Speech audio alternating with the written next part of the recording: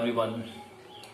Today we are celebrate 6th International Yoga Day during lockdown. जैसा कि आज के समय में मानसिक दबाव, तनाव व चिंताओं का युग है, वास्तव में इस कथन में अतिशयोक्ति नहीं है, बल्कि यह एक सत्य है।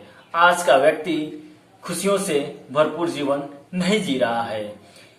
आज का व्यक्ति खुशियों से भरपूर जीवन नहीं जी रहा है। मनुष्य भौतिकवाद में विश्वास कर रहा है। इसी कारण मनुष्य विभिन्न प्रकार के बीमारियों से ग्रसित होता जा रहा है, जिसमें नींद न आना, कोलेस्ट्रॉल का बढ़ना, शारीरिक अपंगता आदि प्रकार की बीमारियों से ग्रसित होता जा रहा है। आज हम अंतर्राष्ट्रीय योग दिवस आप सभी को योगा के माध्यम से शारीरिक तथा मानसिक रूप से स्वस्थ बनाने के लिए एक छोटा सा प्रयास कर रहे हैं।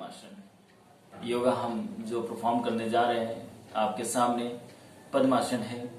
पद्मासन योगा को करने के लिए सबसे पहले उसकी स्थिति की जरूरी है कि आपको किस स्थिति में बैठना है। तो मैं जिस स्थिति में बैठा हूँ उस स्थिति में आपको बैठना है।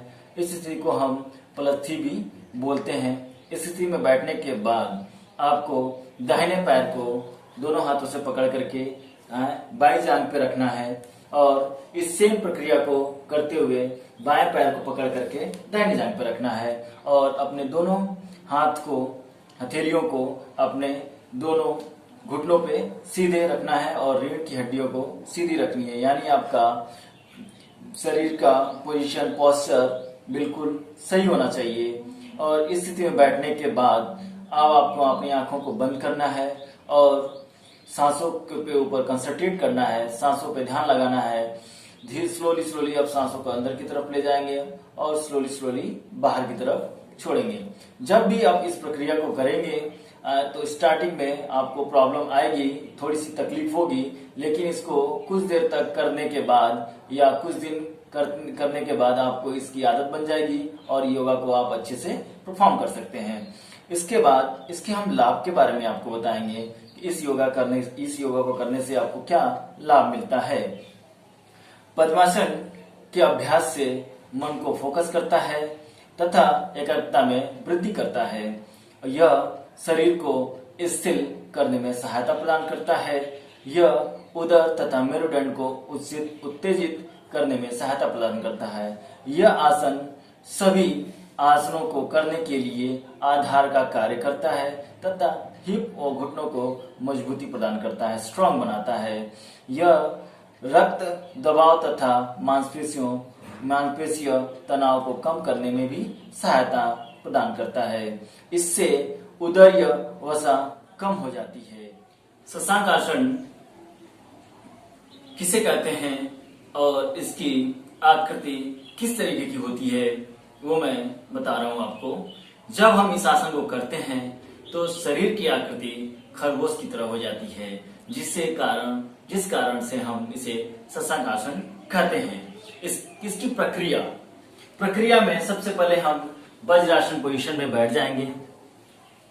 वज्रासन पोजीशन में बैठ जाएंगे, अपने दोनों जांघों के ऊपर अपने हाथों को रखेंगे और शरीर को सीधा तथा स्थिर रखेंगे और श्वास लेते हुए अपने दोनों हाथों को ऊपर की तरफ उठा लें।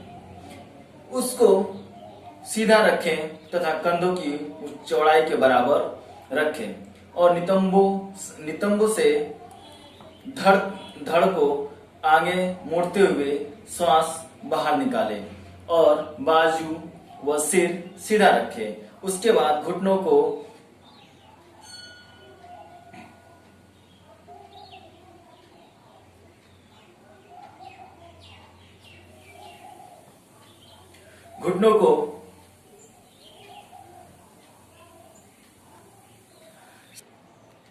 जैसा कि मैंने आपको योगा परफॉर्म करके दिखाया था, उस टाइम हम बोलेंगे तो आपको मेरी आवाज नहीं आ पाएगी।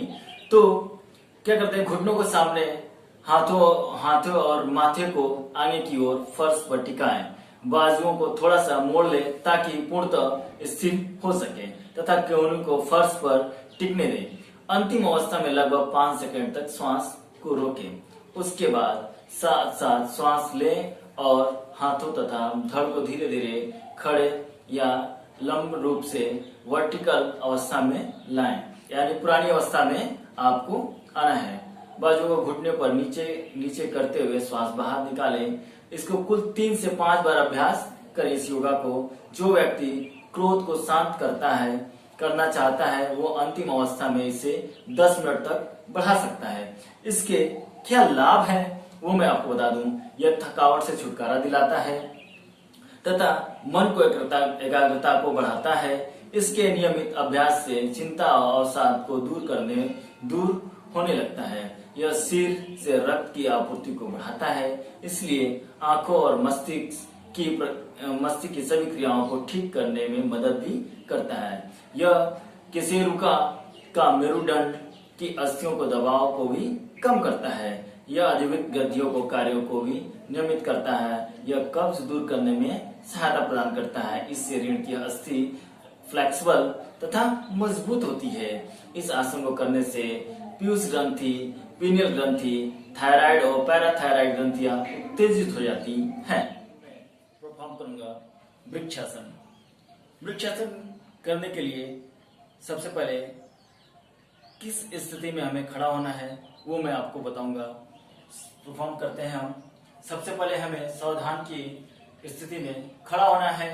उसके बाद अपने दाहिने पैर को उठाना है और दोनों जांघ के बीच में पैर को लगाना है और बोथ हैंड्स को ऊपर की तरफ कान से सटे हुए सीधा करना है और बॉडी को, अपने शरीर को ऊपर की तरफ खिंचाव महसूस करना है, जिससे कि हम वृक्ष के पोजीशन में आ जाए। सेम प्रक्रिया को हम दूसरे पैर से भी करेंगे, यानी बाएं पैर को दाहिनी जांघ पे ऐसे टिकाएंगे और दोनों हाथों को ऊपर की तरफ ले जाएंगे और इस योगा को इस तरीके से पोजीशन में परफॉर्म करेंगे और इसमें सांसों को ऊपर की तरफ खींचते हुए अपनी बॉडी को ऊपर की तरफ एकदम स्ट्रेच करेंगे और सांस छोड़ते वक्त धीरे धीरे बॉडी को नीचे की तरफ ले आएंगे। और इस योगा को करने के लिए कम से कम आपको 3 से 4 बार परफॉर्म करना है। और इसके लाभ क्या क्या हैं वो मैं आपको बता दूं। सबसे पहले इससे आपकी हाइट बढ़ती है और बैकबोन यानी रीढ़ की हड्डियों में फ्लेक्सिबिलिटी होता है, पैरों को स्ट्रॉन्ग बनाता है, मजबूत बनाता है। इससे आपका डाइजेशन प्रक्रिया भी सही होती है और ब्लड सर्कुलेशन भी सही होता है।